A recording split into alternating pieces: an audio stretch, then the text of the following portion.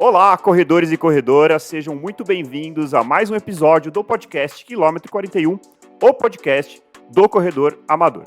Meu nome é André Moraes, sou médico e corredor. Estou aqui com Murilo Groschitz, treinador de corrida e corredor, e hoje nós temos um convidado muito especial. Estamos com Sérgio Xavier Filho, que é jornalista esportivo, nem sempre foi assim, a gente vai falar isso durante a nossa conversa. Atualmente, vocês devem conhecê-lo dos comentários no Sport TV, onde ele é comentarista até hoje, e tem uma longa trajetória dentro do jornalismo, já passou inclusive já foi jornalista econômico, já trabalhou no estado de São Paulo, isto é, participou também da revista Placar e também começou a sua trajetória ali como jornalista esportivo falando do mundo da corrida, onde ele falou na revista Placar e trouxe, na verdade, a revista Runner's World Brasil, falando sobre corrida, uma revista totalmente dedicada, uma das pioneiras aí no nosso país.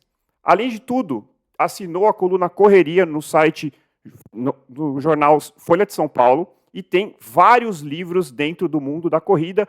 O mais conhecido, Operação Portuga, acho que é um best-seller aí dentro do mundo da corrida. Além disso, tem outros livros que a gente vai falar ao longo desse podcast, mas também tem o livro Correria, Vidas Corridas e Boston, a mais longa das maratonas. Sérgio, seja muito bem-vindo ao nosso podcast.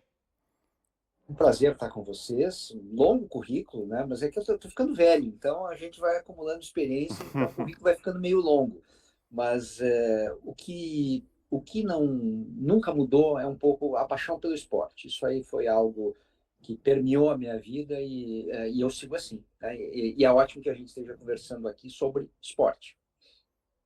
Maravilha. Sérgio, obrigado. Primeiramente, olá a todos os nossos ouvintes. Sérgio, mais uma vez, obrigado aí por ter aceitado participar do nosso podcast. E a gente gostaria de saber um pouquinho da sua história, né? Então, como é que foi a escolha pelo jornalismo? Como que foi o começo da sua carreira? Como o André falou ali, não foi sempre jornalista esportivo. Como é que foi esse início de vida profissional para você? Começo, acho que como na minha geração isso era muito forte, hoje nem tanto, mas que é a paixão pelo futebol, né? Então eu adorava futebol, gaúcho, né? Gremista. Então a minha vida era em torno daquilo, era em torno do futebol, do Grêmio. E aí eu achei que o jornalismo esportivo era uma forma de eu ser feliz, né? Então, eu demorei um pouquinho para decidir. Meu pai era médico, então tinha um pouco ali de inspiração. Quero ser que nem meu pai, quero ser médico, né? No final das contas, e o meu pai sempre muito democrata, assim, né? Jamais fez qualquer força para que eu fizesse algo que eu não quisesse, né? E aí eu fui me encaminhando para o jornalismo esportivo, imaginando que eu ia ser jornalista esportivo. Só que aí eu passo um vestibular, faculdade. Quando eu me dou conta, já dentro da faculdade, que o que eu mais amava não era o jornalismo esportivo, e sim o jornalismo, né? Então eu tive uma grande paixão, que dura até hoje, pelo jornalismo, por contar histórias de qualquer natureza. E aí eu comecei minha vida, né? Comecei minha vida pegando as primeiras oportunidades que apareciam. Uma das primeiras foi fazer justamente jornalismo econômico. E fiz, abracei, tá tudo certo. Depois eu comecei a ampliar um pouco, fazer outras coisas, jornalismo político, né? Enfim, comportamento. E daqui a pouco caiu o esporte, né? Uns 10 anos depois do meu início de profissional, caiu pela primeira vez coisas de esporte. E aí eu comecei a me enredar de novo, né? Naquela minha primeira paixão anterior, né? E aí, de fato, eu nunca mais saí. Eu estou falando de 1993, por aí. Eu estava na Isto É. E aí me aparece ali o desafio de fazer o projeto da Copa do Mundo de 94 para a revista Isto É. Aí eu fiz, daqui a pouco veio a revista Placar. Aí na Placar eu vou me afundando mais nesse sentido, né? De esportes, muito futebol, mas não só futebol, apareciam outras coisas, né? Tênis, a gente pegou o fenômeno Guga, por exemplo, deu para fazer bastante coisa. E aí já dentro da editora Abril, aparece essa ideia de trazer a revista Runners para o Brasil. Eu já corria, e eu começo a correr para perder peso, como acho que a maioria das pessoas, né? É o negócio mais comum do mundo, né? Uhum. E só que eu vi que a corrida me fazia muito bem, em vários sentidos, né? E eu já corria, não, eu posso fazer a revista Runners. Aí, de novo, né? Eu vou me aprofundando muito mais nesse universo e, de novo, não consigo sair disso.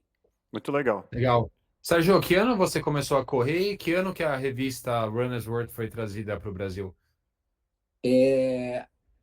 O projeto da Runners, ele começa em 2008. Tá.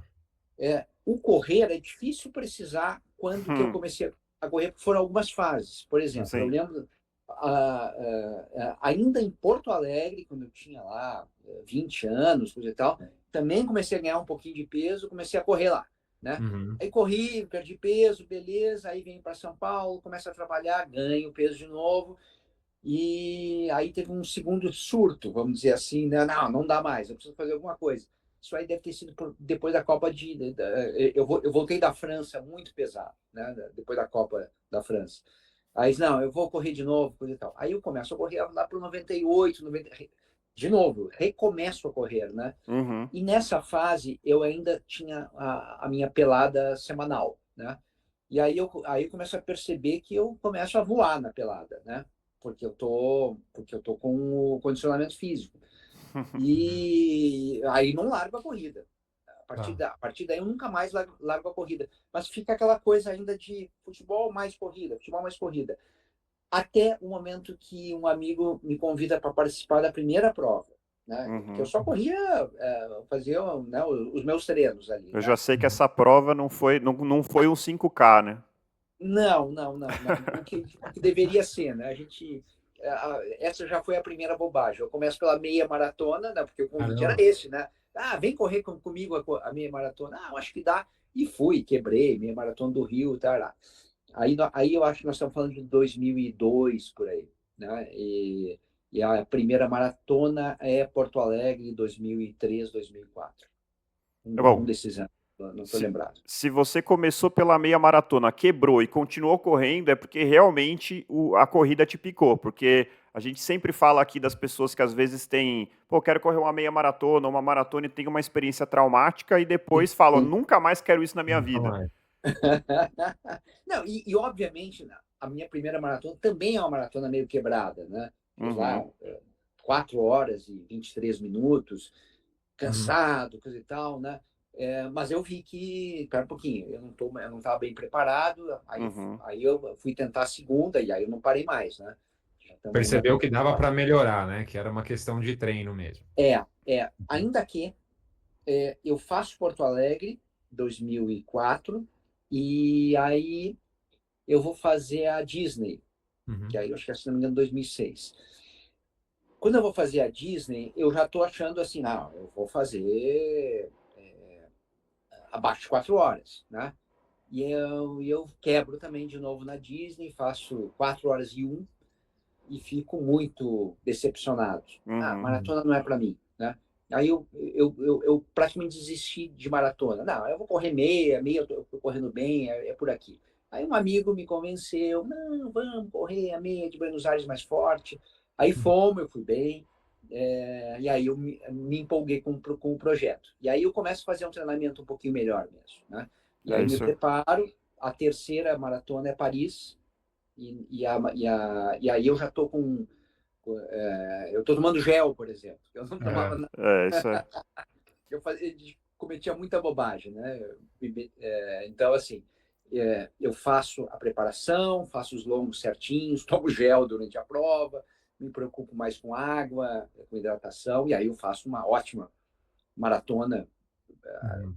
Talvez a que eu mais tenha sido feliz, não foi a mais rápida, mas eu fiquei muito, muito, muito feliz. Foi esse Paris 2:36 e 13:36 e foi sensacional, porque eu cheguei muito bem, cheguei voando, assim, o melhor quilômetro foi o último, e aí eu Isso disse, é bom nossa, demais. como é legal, né? Então essa para mim foi a melhor, que foi a maratona de todas, a que eu cheguei melhor. Chegar bem numa maratona, a gente é difícil para burro, mas quando acontece é uma maravilha, né? É um Sim. espetáculo.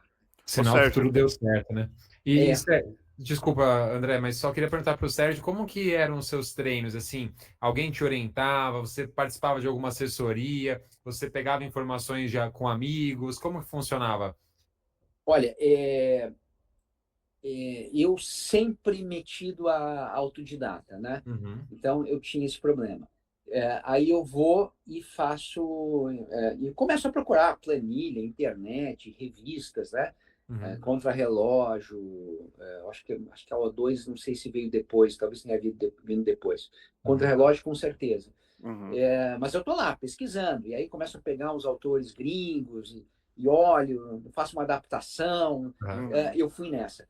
Quando mais tarde, até então sem assessoria. Lá uhum, por 2004 eu começo a ficar amigo do Marcos Paulo Reis, né? uhum, E que de vez em quando me dava uma dica ali, mas para mim não fazia nenhum sentido eu entrar numa assessoria, porque eu tinha os meus horários muito específicos, eu gostava dessa história de eu ficar pesquisando as coisas. Quando uhum, eu começo a fazer a revista, a gente tem os colunistas, né? O Marcos Paulo Reis era um, o Mário Sérgio, da Run Fan, era uhum. outro, né? E aí o Mário Sérgio diz, não, você não pode treinar desse jeito, você vai treinar comigo. E aí eu comecei a treinar um pouco com o Mário Sérgio, e fiquei um Legal. tempo com ele mesmo, e foi ótimo, aprendi bastante, Uhum, especificamente com o pupilo, né, do Mário Sérgio, foi o Daniel Neves, uhum. que depois abriu, acho que é DP1, a assessoria dele, Dependendo, né? e também aprendi muito e tal. Acho que a gente poderia ser um pouco mais humilde, né? Uhum, Eu tinha essa mania de achar que eu podia fazer as coisas sozinho. Você sabe que uhum. essa cultura de assessoria é muito característica do brasileiro, assim, muito Muito. nos Estados Unidos, pelo menos as sondagens que eu fiz, assim, não é tão forte. As pessoas compram planilhas prontas, ou às vezes a pessoa encontra, troca planilha. Tem muito mais pessoas que se treinam, né, do que É, é uma cultura Tem muito grupos forte. de corrida, né? Grupos Mas de assim, corrida. você tem assessorias, muito assim. essa figura do clube de corrida, né? É. Que é uma coisa colaborativa ali, mas não é Uhum. assessoria. Aham. Esse ensinamento, né, vertical, né? O Uhum. professor, o aluno, é uma coisa muito Brasil mesmo, né? E eu acho legal, eu acho que funciona bastante bem. Por Muito que bom. será, né? Por que será que no Brasil essa questão das assessorias de corrida deu tão certo, né? Outro dia eu fiquei refletindo sobre isso, inclusive lendo aqui Operação Portuga, que eu li de novo esses dias. Acho que tem um momento que É difícil o de. Sérgio até menciona essa questão das assessorias, né? Que deram certo no Brasil. Eu não sei muito bem identificar o Murilo, porquê.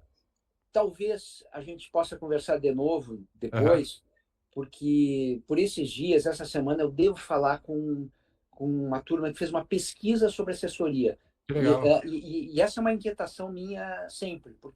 legal. Por que somos assim, né? Talvez a Uhum, gente consiga ir um pouco mais adiante tendo uma pesquisa bem feita, parece que é uhum, o caso. Vamos ver. uhum. Bacana, Muito bom, boa, obrigado. muito bom.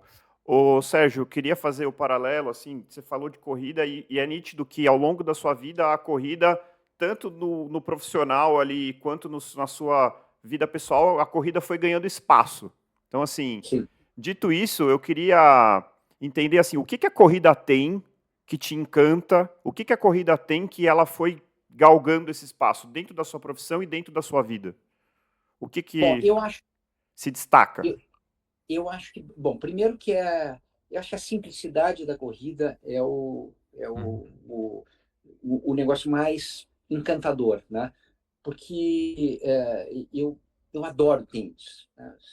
Sempre adorei ver tênis, fui jogar um pouco mais tarde, então, Uhum, até por conta disso, nunca fui um grande jogador, mas adoro o tênis, acho um super esporte, porque é meio estratégico, um xadrez de bípedes, assim, com né? Que uhum, certeza, você também adoro consegue tênis. planejar uma jogada seguinte, uhum. planejar duas para frente, e por aí vai, né? Maravilhoso. Mas como é difícil na vida prática você encaixar o tênis. Você tem Sim. que ter a quadra, você tem que ter o horário, você tem que ter o parceiro, você tem que ter se for ao ar livre, você tem que ter o tempo É a um teu esporte favor. caro. É um esporte caro, né? E então, assim, isso também sempre me angustiou um pouco, de eu não conseguir fazer um ritmo de vida porque ele é quebrado, né?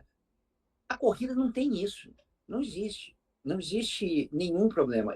Eu tenho uma vida bastante complexa, no sentido de eu não saber o que vai ser a minha semana que vem. Né? Toda sexta-feira a Globo me manda uma escala do que vai acontecer no resto, na semana seguinte. Então, como é que eu vou marcar um tênis para quarta-feira se na próxima quarta-feira eu vou para o Rio fazer um programa? Né? Então, isso sempre me complicou um pouco. Com a corrida não tem isso. Não tem. Né? Ah, tá bom, eu vou para o Rio quarta, legal. Então, o treino da quarta eu faço na terça, e aí eu pulo para quinta. Você se remaneja. Né? Dá para fazer isso porque ele é individual. Ao mesmo tempo, ele tem um negócio tão coletivo, né? E essa é a segunda parte do encantamento da corrida. Corrida não é um negócio que não é aquela coisa de assim, musculação, que você vai pum, pum, pum, fez cinco flexões e é contigo, coisa e tal. Cara, corrida, eu vou para o Parque do Ibirapuera, onde eu geralmente treino, e dificilmente eu vou sair do parque sem ter conversado com 2, 3, 10 pessoas às vezes, né? Com conversas breves, oi, tudo bem, e às vezes conversas mais longas, né? De alguém tá fazendo um treino parecido, o cara se encaixa, a gente vai, conversa.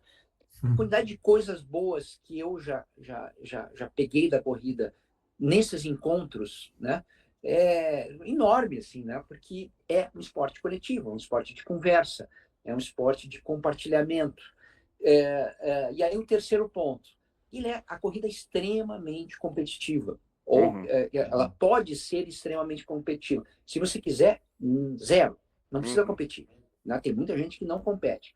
Eu sempre fui extremamente competitivo. Então, a corrida é fundamental para eu começar a trabalhar essas pequenas metas do dia a dia ali, né? Quero correr, né, um pouquinho mais rápido, ou quero simplesmente correr o que eu corria há 2 anos, né? Para mim já está bom isso, porque o tempo vai estar passando, a gente vai envelhecendo, você tem que ir fazendo umas tabelas de adaptação ali, né?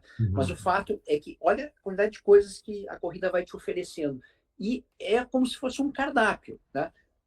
Você pega ali o cardápio da corrida e você começa a escolher os itens, né? Tipo assim, sabe, salada, primeiro prato, sobremesa, você vai pegando. Então, eu pego ali, eu vou pegar sabe 10 miligramas de competitividade, 5 de sociabilidade, e você monta o teu prato, né? E o meu prato de hoje, da corrida, não é o mesmo de há 15 anos. Há 15 anos era mais competitivo, hoje é menos. Talvez daqui a pouco volte a ser, né? Porque você vai montando esse formato, que é um formato individual dentro de algo que não é só individual.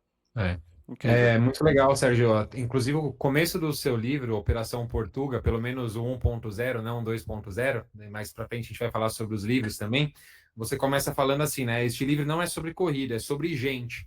Eu achei esse começo bem incrível, assim, porque é bem o que você acabou de falar, né? É um esporte individual, mas que tem muito de coletivo também. Seja na relação com outros corredores, seus colegas de treino, seja com aqueles conhecidos do parque, como você falou, a relação treinador-aluno também, eu percebo muito isso na minha prática.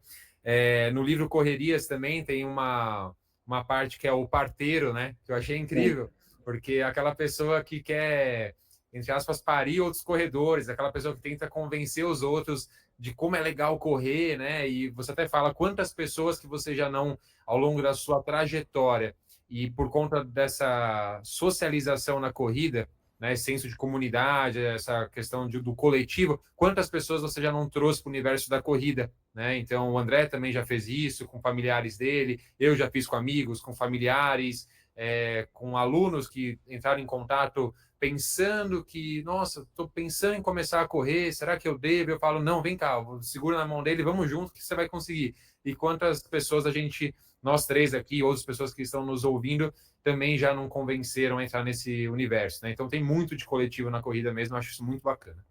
Murilo, e tem o seguinte, isso que você está falando, eu levando para o lado profissional, isso também mudou meu jeito de ver a minha profissão. Porque quando eu entro no jornalismo, né, a minha ideia era ganhar o prêmio ESSO de jornalismo, que, né, era o super prêmio, né, da grande reportagem, de alguém que você desmascarou, né, uma tramóia, Uhum. ou uma reportagem incrível, né? Esse era o meu objetivo de vida, né? No fundo, né, eu queria me destacar naquela profissão por isso. E Uhum. beleza. Quando cai para mim a ideia de fazer a revista Runners, é uma revista que pratica não o jornalismo convencional, pratica o jornalismo de serviço. No jornalismo de serviço, você está trabalhando para o leitor. Você não está contando exatamente histórias, você está trabalhando aqui. Você está informando o leitor, fazendo que o leitor muitas vezes se transforme. E aí eu sempre olhei com quase que um certo desprezo o jornalismo de serviço. Isso aqui é legal, é preciso ser feito, mas não é o mais legal da vida. Quando eu Uhum. começo a fazer a Runners, eu mudo completamente, porque essa possibilidade de você escrever algo ou falar, né, isso ser entendido e aquilo ser o início de uma mudança, e aquilo ser usado por uma mudança daquela outra pessoa, Uhum. muda o jogo completamente, né? Então, a tua função como ser humano é outra. Não é Uhum. só ser um contador de história, mas ser um transformador. E aí a responsabilidade aumenta e o prazer aumenta demais. Então, eu fiquei muito absorvido por esse Uhum. jornalismo de serviço, que se eu tô assim, eu fico imaginando você, Murilo, Uhum. que é um educador de verdade ali, Uhum. né? Que você vê o resultado diretamente. No Sim. meu caso é indireto, né? Uhum. Eu coloco uma semente e de alguma forma alguém vai ter que alimentar, né? Alguém vai ter que irrigar essa semente para ela crescer. E aí depois essa pessoa pode até dizer, puxa vida, tudo começou quando eu li tal coisa. Maravilhoso, fiquei super feliz.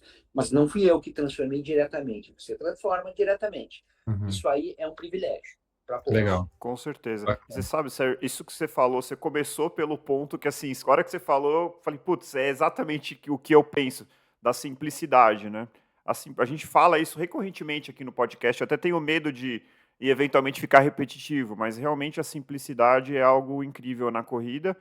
E o que a gente quer é a gente vive um desafio aqui no podcast, que é trazer informação, ou seja, falando sobre treinamento de força, já falamos sobre zonas de treinamento, e a gente quer falar sobre várias coisas que são complexas, mas sem invalidar essa característica que eu julgo a principal da corrida, que é a simplicidade.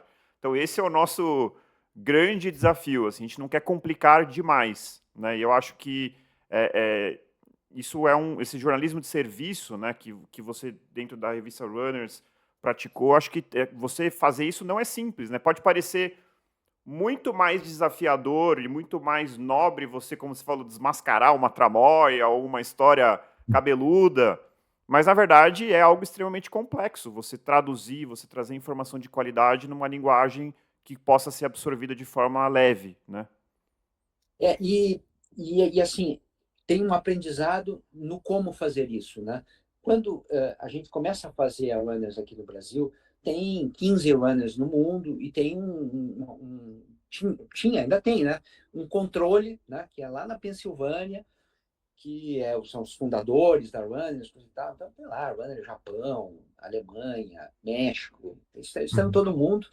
E eles estão ali centralizando e dando as diretrizes gerais. E um negócio que me incomodava profundamente, que a gente fazia uma revista por mês, e das 12 capas, pelo menos umas 4 eram de perda de peso. Né? Então, eles ficavam insistindo. A gente queria fazer uma manchete diferente, uma capa diferente. Não, peso a gente já falou no mês passado.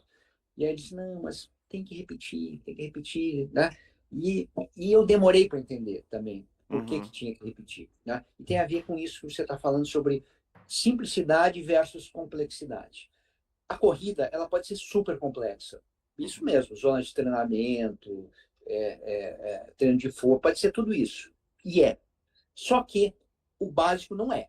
O básico é botar um tênis, ter a disposição para começar e começar. Esse é o básico. Uhum. E a revista, ela não era para o complexo, era para o simples. Então, de uma certa forma, funcionava assim. Eles colocavam, a gente colocava na capa, revista Runners, de agosto, perca 4 quilos em 2 meses, etc. Né? Ou em um mês, o que fosse. Né? E alguém que nunca tinha corrido, ou que tinha largado a corrida, passou, olhou, puxa, eu preciso perder 4 quilos em um mês. Né? E vai e compra a corrida, e compra a revista. O cara compra a revista com aquela pegadinha, né? Só que lá dentro, eu estou falando de treino de força, eu estou falando de zona de treinamento, eu estou falando de nutrição, eu estou falando de um monte Foi de o coisa. gancho, né? Foi o gancho para ele Hoje comprar. seria o clickbait, né? Que é a isca do Isso. clique, assim. Mas é o clickbait do bem, esse, né? Porque, não, exato, Porque geralmente, né, o clickbait é pro mal, né? Exato. É uma sacanagem, né? O cara te traz para uma zona meio ali de infernal, né? A gente não, a gente está propondo outra coisa, a gente está propondo cura, a gente está propondo melhora de vida, a gente está propondo sanidade mental. A proposta é ótima. Só que você tem que fazer o cara entrar na tua lojinha, né? No momento que ele entra na tua lojinha, você tranca a porta e não deixa ele sair. E o cara não sai. Porque, como a gente está vendo nessa nossa conversa 3 aqui, nós somos uma seita, né? A gente tem todo o comportamento de seita, né? Aliás, a gente às vezes tem que tomar cuidado para não ser chato demais, né? Sim. Às vezes junta 2, 3 corredores numa mesa de 8 e não sei o quê, e o pace, a maratona, e daqui a pouco a gente vira uns malas, né? Uns caras chatos pra cacete. Coitado de quem não corre ali na mesa, né? Exato, né? Mas somos uma seita. Mas é muito interessante, né, Sérgio e André, que assim, como o André me falou, em vários episódios a gente já mencionou essa questão da simplicidade da corrida e que hoje em dia tem ali um lado muito comercial também, tentando fazer com que a corrida fique mais complexa, principalmente do ponto de vista dos equipamentos, o tênis tem que ser de placa, tem que ser o mais caro, o GPS tem que ser o de ponta, e não é bem por aí, né? O básico da corrida, para você começar, é muito mais simples do que isso, né? A gente sempre reforça esse ponto, mas às vezes, até por conta das redes sociais, tudo que a gente vê, aquela pessoa que quer começar a correr fica um pouco assustada, né? Parece aquela pessoa que gosta de beber vinho, mas fica meio assustada com um monte de termo técnico, um monte de informação, notas aromáticas e não sei o quê. Mas o básico é muito mais fácil. É você beber um vinho, você gosta, é a mesma coisa. Corra, compra um tênis minimamente específico ali da corrida, começa a correr, desde que, claro, sua saúde esteja em dia, né? Reforçamos isso aqui, mas é muito mais simples, né? No que parece. Então a gente tem que tomar esse cuidado para sempre trazer novamente ali esse lado da simplicidade. E com um a outro ressalva ponto de. Desculpa interromper, mas Imagina. com a ressalva de que não tem problema nenhum você ter o seu tênis de placa. Também a gente não Exato. precisa dizer que Sim. o equipamento é um vilão. Não é. Ele só não é uma Claro. condição para começar a correr. Exatamente. E você não vai ser melhor ou pior por conta disso, né? Você não vai ser um corredor pior porque você não tem um tênis de placa, você não vai ser um corredor pior porque, de repente, você não tem ali recursos financeiros para completar as majors, né? Então, assim, pode ser muito mais tranquilo do que isso. E aí, um outro ponto que eu queria falar, que, assim, a Runner's World foi trazida ao Brasil em 2010 e eu fui um grande leitor de Runner's World quando eu comecei minha faculdade em 2013, né? E eu comecei a correr em 2007. E fui totalmente autodidata também no meu início. Então, assim, eu fiz minha primeira maratona prescrevendo meus próprios treinos, né? Sem ajuda nenhuma.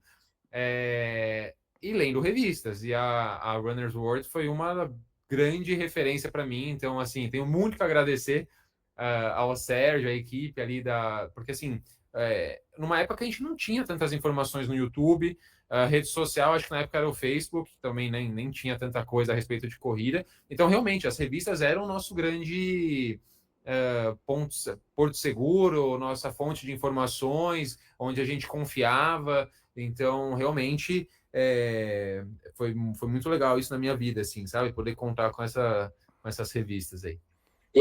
E tem um detalhe que você está falando, e eu comecei a lembrar de uma história.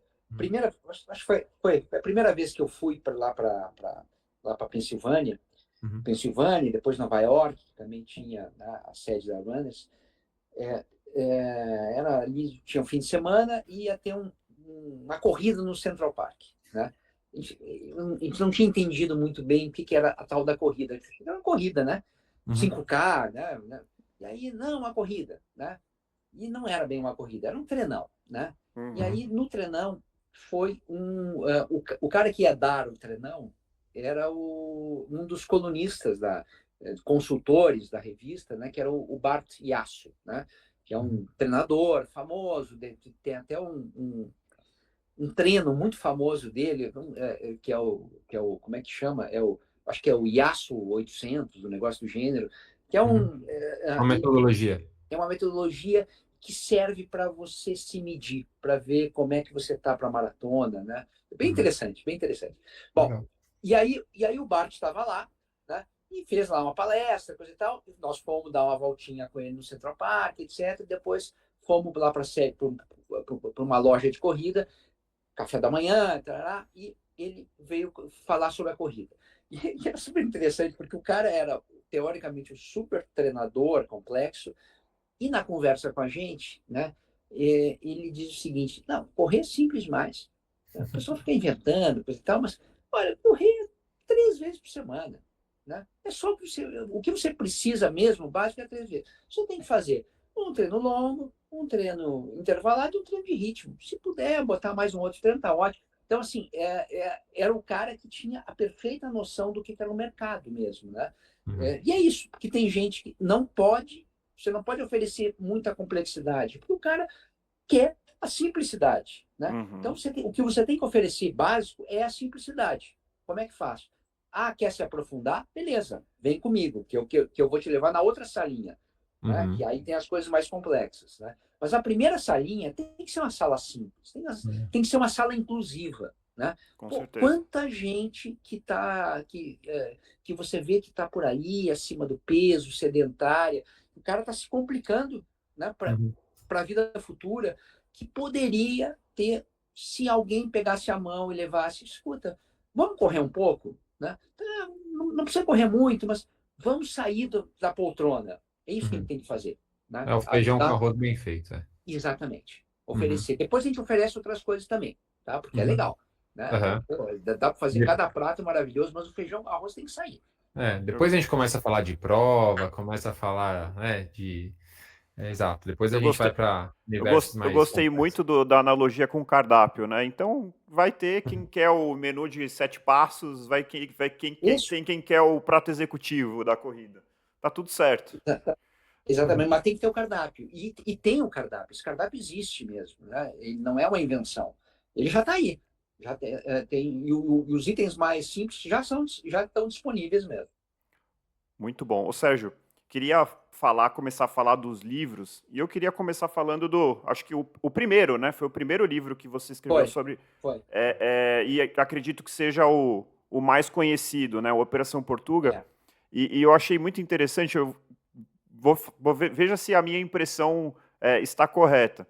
Dentro ali do seu jornalismo informativo e esse desejo por contar uma história, eu acho que você canalizou talvez esse lado mais contador de histórias para os livros, ou não foi bem isso, assim?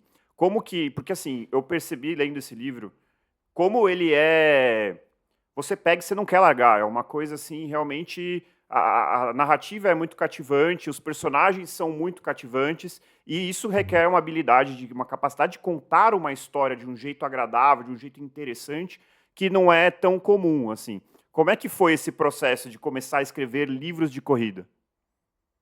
Eu acho assim, tem um componente que eu trabalho com ele comentando futebol diariamente, e que eu tenho que ter muito cuidado ao falar, porque muita gente fica magoada com isso quando eu falo. Sorte. A sorte está aí. Né? Então, assim, no esporte você pode fazer tudo muito certo e você pode perder o jogo. Né? E o contrário também. Né? Você faz tudo errado e ganha. Né? Eu acho que na vida é isso também. Tem muito o componente, tá bom, não vamos chamar de sorte, vamos chamar de aleatório. Né? Essa história do Portuga, ela cai de um jeito completamente aleatório, aparece na minha frente. Porque não era uma história pronta, né? Ninguém sabia que essa história estava pronta, nem eu. Né? E eu só fui ver que essa história estava pronta depois que eu já tinha começado. Porque eu vou descobrindo, porque o Operação Portugal é uma reportagem, né? Uhum. Uma reportagem que tem 5 personagens que as vidas se cruzam e que os episódios vão unindo e separando eles. E essa história do Operação Portuga, que realmente não envolve só corrida, até mistura outros esportes, tem hipismo, por exemplo, no Uhum. meio, tem paraquedismo, Paraquedismo. tem O esqui, Esqui. né? Com esqui o Elo, né? Que duelo, foi né? atleta olímpico. Né? E eu pego a primeira história, aí eu conto ela no blog, porque eu vi que era uma historinha bem legal, coisa e tal. Uhum. Daqui a pouco vem a segunda história, eu também conto no blog. E quando vem a terceira, que é a melhor, que já as coisas já começam a se amarrar, eu parei. Não, para um pouquinho. Aqui tem algo um pouquinho maior do que eu ficar contando essa história picada, né? Aí eu acho que tem uma história, acho que tem um livro aqui, né? Mas eu não sabia muito bem como é que seria o livro ainda. E eu resolvo começar a escrever, né? Mas antes de começar a escrever, eu preciso, como é que eu vou organizar essa história, né? E aí, de novo, a corrida nos ajudando, né? Aí um dia eu vou correr no parque, né? E começo a pensar na organização, chego e se eu não contasse cronologicamente? Se eu separasse os personagens e colocasse as histórias cronológicas no meio dos capítulos dos personagens. Pode funcionar. Aí eu chego em casa, vou tomar banho. Quando eu tomo banho, eu estou lá embaixo do chuveiro, as coisas clarearam. Eu já vi os capítulos, né? Uhum. Aí beleza. Aí sim eu vi que eu tinha o livro, né? Fui, escrevi, tive que fazer mais reportagem, etc.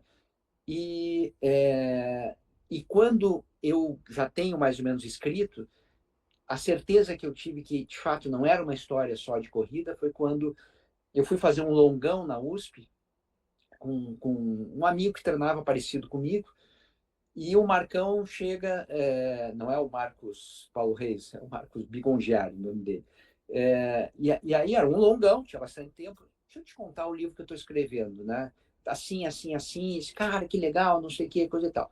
Ele é corredor, foi maravilhoso, coisa e tal, não tem nada, né? Ele vai para casa, vai falar com a mulher médica, com a mulher dele que é médica, que não é da corrida, e aí diz, putz, eu contei para uma mulher, ela chorou com a história, né?